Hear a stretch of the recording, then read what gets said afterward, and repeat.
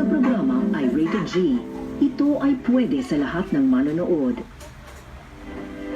Umayo ka, kaibigang Tom Sawyer, maglalakbay kung saan mo man naisip.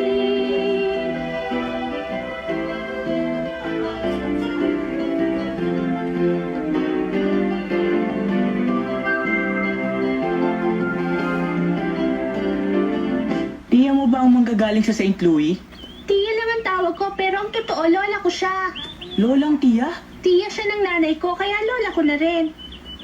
Ah, Alam mo, mayaman yon at ang bait-bait pa niya. sa inyo siya titigil? Oo, hindi ko lang alam kung gaano katagal. Bahala na si Tia Kate. Ah, Inay, pasensya na kayo, nahuli ako. Akala ko hindi ka na darating. Mabagal po kasi ang orasan nila, Tom. O, tignan mo na, Becky, kung nakikita mo na ang tiya mo.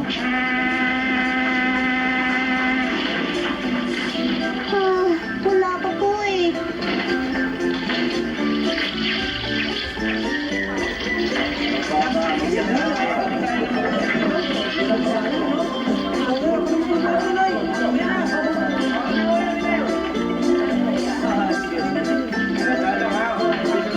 Tia!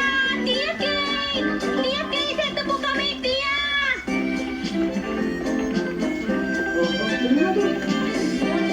Oh, Becky, kumusta ka na? Maligayang pagdating po, tiya. Salamat naman at sinundo niyo ako. Becky, tumaas ka buhat nung huli kitang makita. Tayo na po, tiya. Alam kong pagod kayo sa paglalakbay.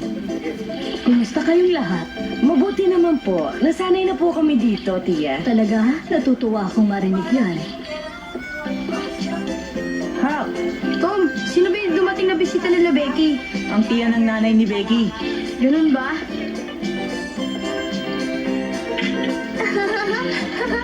Becky!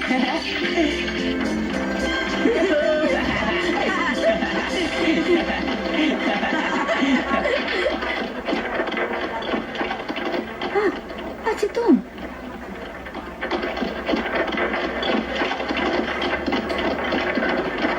Nakakainip din pala ang bakasyon, ha? Gusto mo na pumasok sa paaralan? Hindi ganun. Ayoko nga pumasok sa paaralan kahit tapos na ang bakasyon eh. Hindi ka ba naiinip kahit nag-iisa ka, ha? Hindi, lagi ako nag-iisip ng mga bagay. Eh, ano namang mga bagay yun?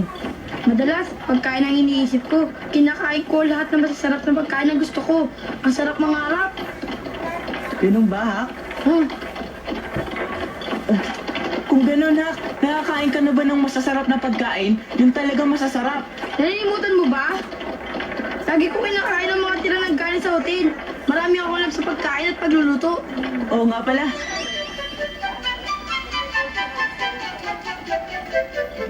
Narito na ako. Hindi ako nahuli sa apunan, ha? Hindi nga, Tom. Pero malapit ka nang mahuli. Ito ang tinatawag na ang oras ang huli. Tom, Po? saan ka nang galing? Magtapat ka. Kung saan-saan lang po. Huwag kang magsisinungaling, magkasama kayo ni Hak, hindi ba? Ha?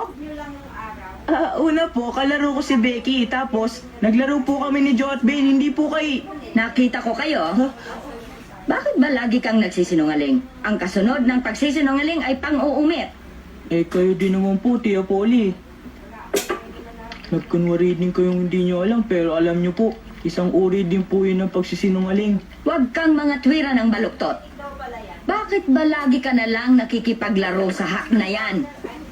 Dahil po, mabait siyang tao. Siya isang palaboy. Mabait pong tao si Hak. Gusto po niya ako. At gusto ko rin po siya. At hindi po niya kasalanan na wala po siyang bahay. Iniwan po siya ng tatay niya, kaya po siya naging palaboy. Tama. Tama po siya, Inay. Sa tingin ko naman, mabait na bata si Hak. Mary, ano ba't sinasabi mo? Inay, tignan niyo. Dapat nga po, maging mabait ang mga tao kay Hak. Inalagaan po niya ang sarili niya mula nang iwan siyang mag-isa ng tatay niya. Pero ganun pa man, sa tingin ko po ay mabuting bata si Hak. Tama, yan din ang gusto ko pong sabihin. Kahit maliit pa siya, kaya niya nang mabuhay ng mag-isa. Ako, hindi ko pa magagawa yun. Bakit ka naman mag-iisa? At sino naman ang iiwan sa'yo? Hindi ko po ibig sabihin iiwanan ninyo ko. Hindi ko po kaya yun. Oh, siya. Huwag na nating pag-usapan yung batang si Hak. Magdasal muna tayo bago tayo kumain. Opo.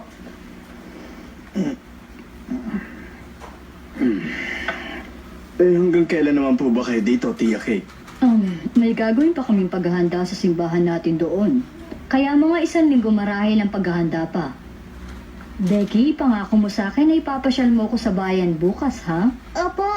Sanay ka na ba sa pag-aaral mo rito? Opo. At marami na rin po akong kaibigan. Natutuwa ako.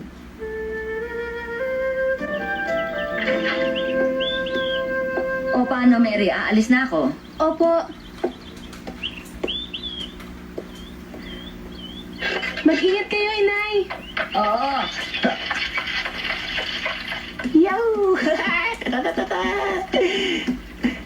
Uy, Sid! Umalis ang Tia Polly ngayon ah!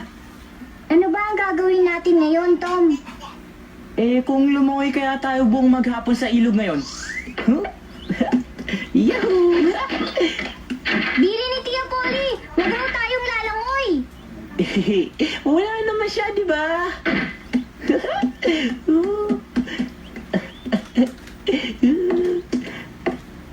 Tom, alam kong binabalak mo. Siguradong lalangoy ka, no? Bakit? Bakit alam mong binabala ko? Oh, Madali kong nababasa ang nasa isip mo, eh. huh? Ngayon ko lang napatunayan. Talaga nga palang matalino ka, Mary. Talaga. Hindi mo alam yun, ano? Sige. Hindi na lang ako lalangoy ngayon. Sayang naman. Naku, huli na naman. Kala siguro nila.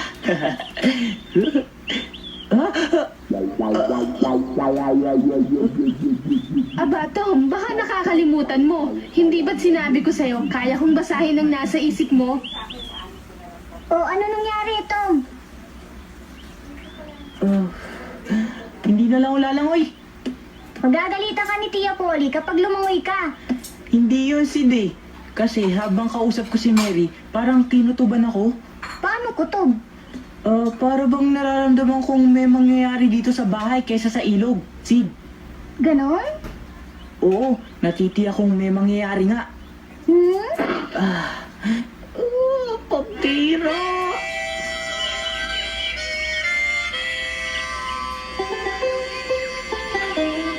Napakagandang simbahan. Becky, gusto ko magsimba dito sa linggo.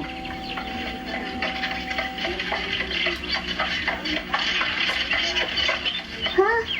Hindi ba si Tia Polly yun? Magandang umaga po, Tia Polly! Magandang umaga, Becky.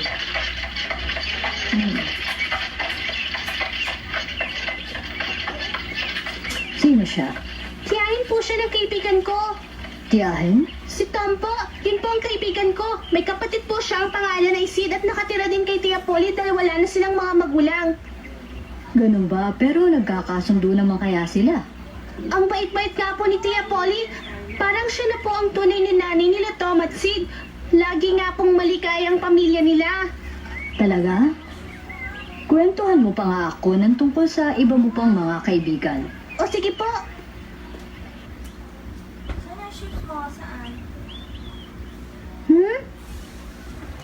Ano ba ang sinusulat mo dyan, Tom? Ha? Tala-arawan! Gagawa ko ng tala-arawan ko. Talaga? Ngayon ka magsisimula? Oo, Isusulat mo na para sa araw na ito? oo. Pero umaga pa lang ngayon, Tom. Ang dapat pagkatapos ng araw na ito, saka mo pa lang isusulat yan. Ganito ako magtatala-arawan. Si Tia Polly ay nagpunta sa taniman namin sa Blackstone. Gusto ko sana lumangoy sa ilog. Pinigilan naman ako ni Mary. Sinunod ko siya dahil naramdaman kong may mangyayari maganda dito sa bahay ngayon. Sa tingin ko, mas maganda ang mangyayari dito kaysa sa labas. Galing ko sumulat, no? Kung walang mangyaring maganda. Huwag kang mag-alala. Tom! Tom! Ha? Boses ni Becky na. Oh, Sabi ko na sa'yo, may mangyayari maganda dito sa bahay. Tom! Nasaan ka ba, Tom? Narito ako! Narito Narito ako, Becky! Ano ba yon? Parang gulong-gulo ka! May sasabihin ako sa'yo, Tom! Bumaba ka dyan! Dalian mo! Ano ba yun? Sa tingin ko sa'yo, parang may kagulat-gulat ah! Oo, tama ka! Ha? Baka kasi maging magulo pa! Hindi ko na nga alam ang gagawin ko, Tom!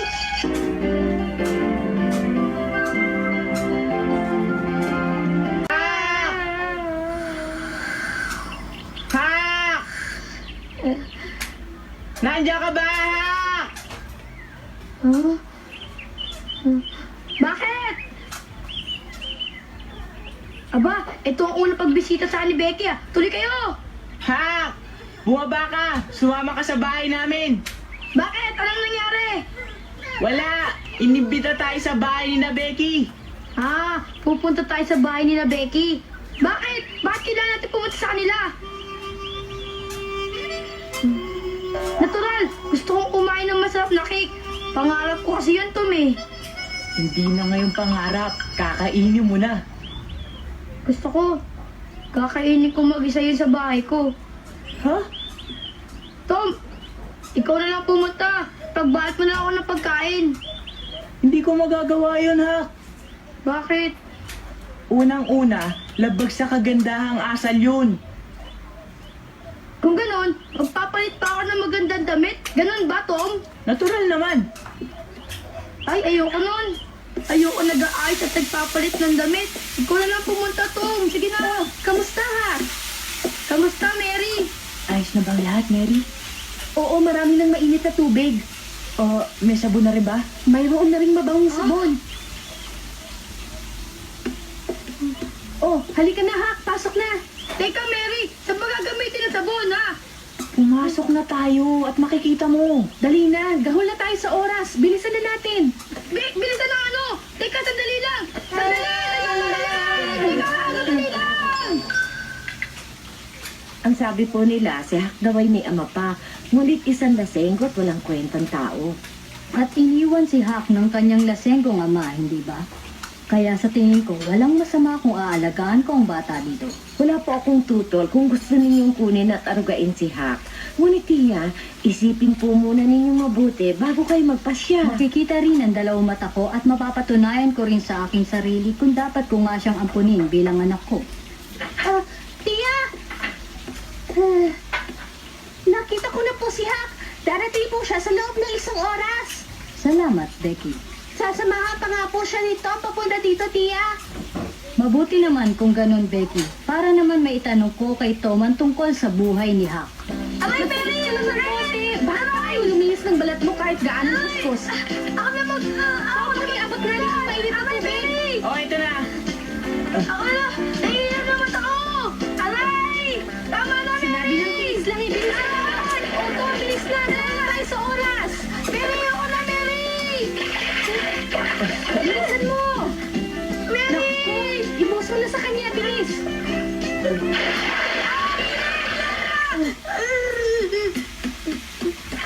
Ayan naman! Lamig! Oh, ngayon ha, isuot mo na ito.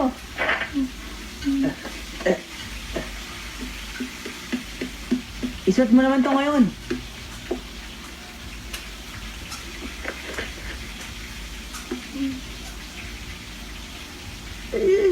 Maaari ba tagalin ito butones? Antikip, di ako makahinga. Hindi maaari dahil magkukurbata ka pa. Antikip! Sama yan, huwag ka nang umangan. Sige na. Tandaan mo, huwag kang maglilikot doon. Tanggalin mo nga yung daliri mo sa kurbata. Kasi hindi ako makahinga eh, masyado masikip. O, ngayon, tignan mo, Hak. Nagmukha akong tao. Ah.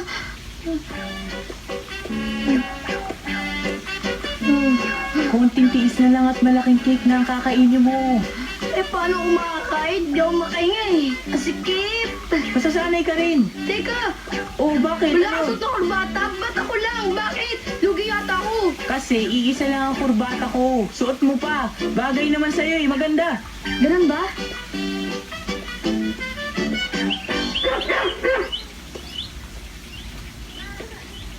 O Cesar, wag mo akong kakagatin. Inimbita ako ni Becky dito. Kung hindi, baka kagatin ka dito kasama ko. Oh, bakit ha? Hiniginaw ka ba? Hindi. Yan na kasi ang pagpasok sa magandang bahay. Yung kinaabahan ako, Tom. Huwag kang matakot. Oh, sabi ko na nga ba kayo na yan eh. Naghihintay na kami. Talaga? Halika, pasok na tayo. Tuloy. Oh, tara na. Tumuloy na daw kayo. Tia, ito po si Tom at si Hak. Kamusta po kayo? Natutuwa ako at dumating kayo rito. Salamat po sa Maraming salamat po sa paanyaya niyo sa amin.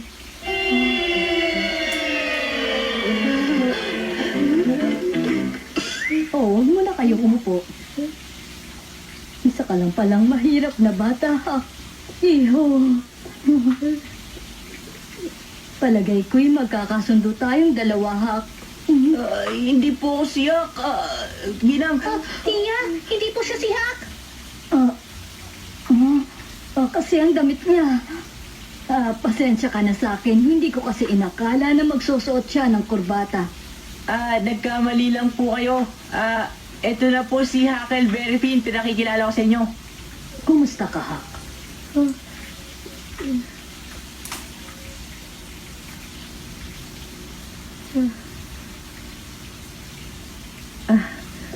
Maupo na kayo mga bata at ako na magbubuhos ng tiyan nyo. Opo.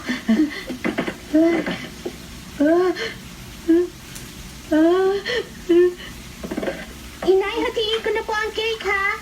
Wag na, Becky. Ako na lang ang gagawa.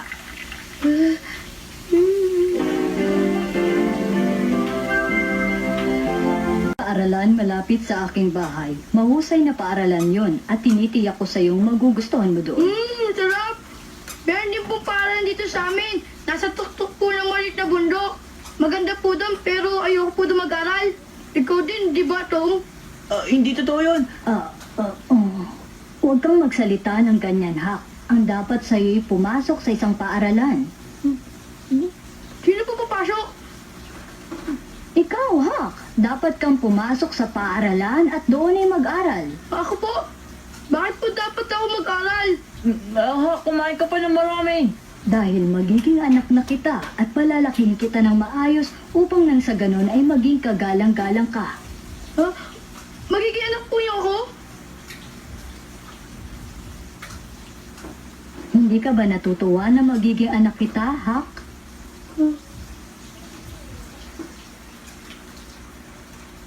Sandali po, ano ba to, Tom? Magandang alok yun, di ba? Umuha ka na. Sige na. Tia, wala pa po kaming sinasabi sa kanya ni Tom. Di mas lalo siyang magugulat dito. Hak, aampunin kita bilang isang anak ko. Ano po? Hak, umupo ka lang. Alam mo to, hindi ba, Tom? Hak, tumahimik ka muna. Mag-isip ka. Mayaman sila. Yan ang isipin mo. Mapalad ka. Ano sinasabi mo, mapalad? Uuwi na ako, Becky. Teka Ha? muna, Hak! Marami pang cake dito. Ha? Huwag ka muna umalis, ha? May nasabi ba akong mali?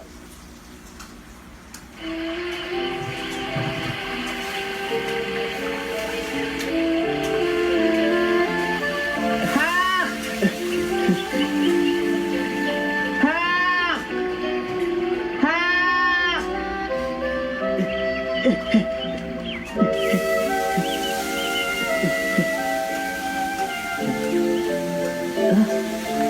Hak? Hak! Hak! Nariyan ka lang pala eh, kung nasaan pa kita inaanap. Tanggalin mo nga itong kurbata ko. Ikaw talaga, pinamimigay mo ako, ha? Hindi. Naisip ko lang dahil mayaman siya. Mabuting ampunin ka niya. Alam mo naman kasiwa ako sa magagandang bagay, eh. Katulad itong kurbata mo.